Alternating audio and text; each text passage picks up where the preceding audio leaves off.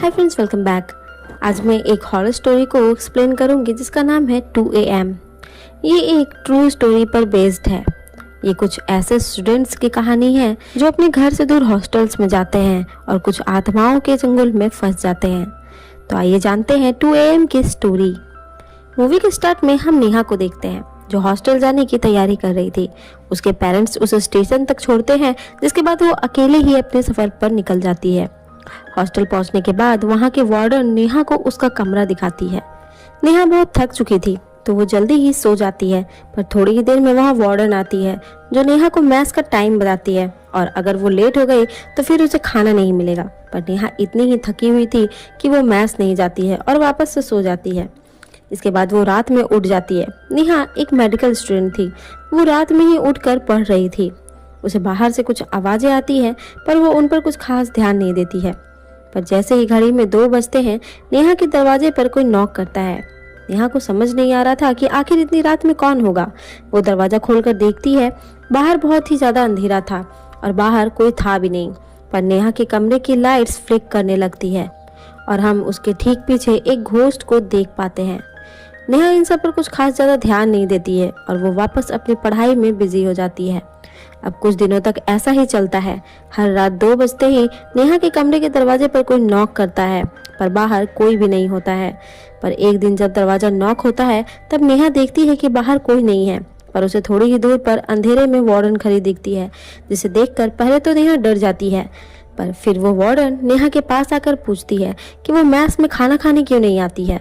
नेहा बताती है कि उसे आने में लेट हो जाता है, इसलिए वो मैस नहीं आती है। पर इसी बीच वार्डन नेहा के कमरे के अंदर किसी साई को देखती है और वो जल्दी से वहां से चली जाती है। अब अगली रात भी ऐसा ही होता है, पर इस बार दरवाजे पर एक लड़की होती है जो अपना नाम छाया बताती है। छाया उससे कहती है कि वो भी मेडिकल स्टूडेंट है और अभी वो 3rd ईयर में है और वो यहाँ 17 नंबर कमरे में रहती है, कि अगर उसे उसकी हेल्प चाहिए हो तो प्लीज से वो उसकी हेल्प जरूर ले। और नेहा खुद ही उसे अंदर आने को कहती है, जो कि नेहा की सबसे बड़ी भूल थी। थोड़ी बातें करने के बाद छाया वहां से चली जाती है, पर अब वो हर रोज ठीक रात के 2 बजे नेहा के कमरे में उसे पढ़ाने आती है। इसी तरह कुछ दिन चलता है, पर हम देख पाते हैं कि नेहा के पीछे जो मिरर है उसमें नेहा तो दिख रही है, पर उसके सामने बैठे छाया कहीं भी दिखाई नहीं दे रही है। वो कुर्सी बिल्कुल ही खाली है, जिससे कि हम समझ पाते हैं कि ये छाया एक घोस्ट है जो इतने दिनों से नेहा पर नजर रखी हुई थी। खैर, एग्जाम आ चुके थे तो छाया उसे बताती है कि वो कुछ दिनों के लिए अपने घर जा रही है, तो नेहा अच्छे से एग्जाम्स की तैयारी करे। छाया उसे कुछ इंपॉर्टेंट क्वेश्चन भी बता देती है और उसे कहती है कि वो इन सवालों को अच्छे से प्रिपेयर कर ले। छाया के जाने के बाद नेहा कुछ दिनों तक पढ़ाई करती है। उसके बाद वो एग्जाम्स देने जाती है और वो देखकर बहुत ही खुश हो जाती है कि छाया ने जो बताया था वही क्वेश्चंस एग्जाम में आए थे।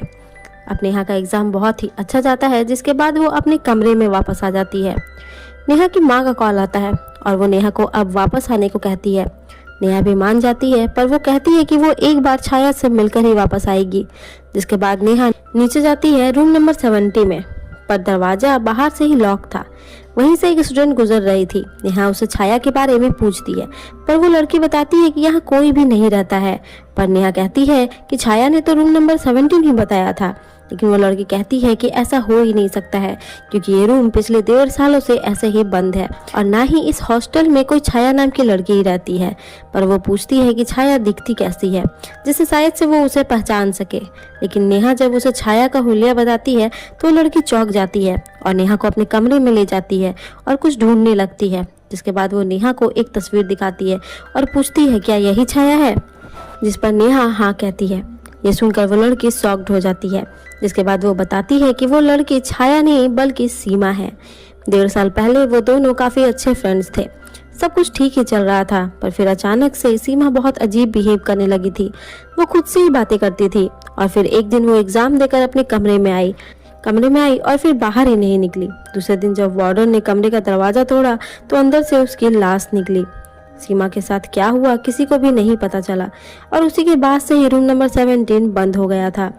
अब ये सब सुनकर नेहा हैरान रह जाती है कि आखिर वो इतने दिनों तक किससे बातें कर रही थी। वो अपने कमरे में जाकर छाया को बहुत कॉल्स करती है, पर उसका कॉल लगता ही नहीं है। नेहा बहुत परेशान हो जाती है। उसे समझ नहीं आ रहा था कि वो क्या करे। इसी बीच समय बीतता जा रहा था। ये सब जानने के बाद नेहा को वहां से बहुत पहले ही निकल जाना चाहिए था, पर अब तक रात के 1:30 बज रहे थे और अब नेहा को लगता है कि उसे यहाँ से निकल जाना चाहिए। वो जल्दी जल्दी अपना सामान पैक करती है और जैसे ही निकलने जाती है उसके दरवाजे पर नॉक होने लगती है, क्योंकि अब तक रात के 2 बज चुके थे।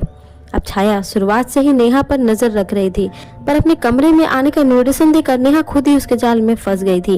यानी नेहा अगर छाया को दरवाजे से ही लौटा देती और उससे दोस्ती ना करती तो शायद उसके साथ ऐसा कुछ भी नहीं होता। ना ही वो मैस में जाती थी, वो अकेली ही रहती थी, जिसकी वजह से उसे कुछ मालूम भी नहीं था। पर अब बहुत देर हो चुकी थी।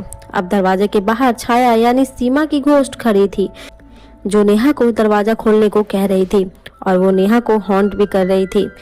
और ये सीन यहीं कट हो जाता है, जिसके बाद कुछ महीने बाद का समय दिखाया जाता है, जहां इसी हॉस्टल के एक कमरे में एक लड़की रात को अपनी पढ़ाई कर रही थी और देर रात उसके कमरे में भी नॉक होता है। दरवाजा खोलने पर बाहर नेहा खड़ी थी और वो भी ठीक सीमा की ही तरह उससे कहती है कि उसका नाम छाया है और वो भी मेडिकल के स्टूडेंट है। यानी सीमा के साथ भी वही हुआ था जो कि नेहा के साथ हो रहा था। उसे भी जब सच्चाई का पता चला तो वो भी मारी गई और फिर वो भी किस शिकार की तलाश में थी। सीमा ने भी छाया बनकर नेहा का शिकार किया था और अब खुद नेहा भी, जो कि मर चुकी है, छाया बनकर अपना शिकार ढूंढ रही है। और इसी के साथ ये मूवी यहीं खत्म हो जाती है।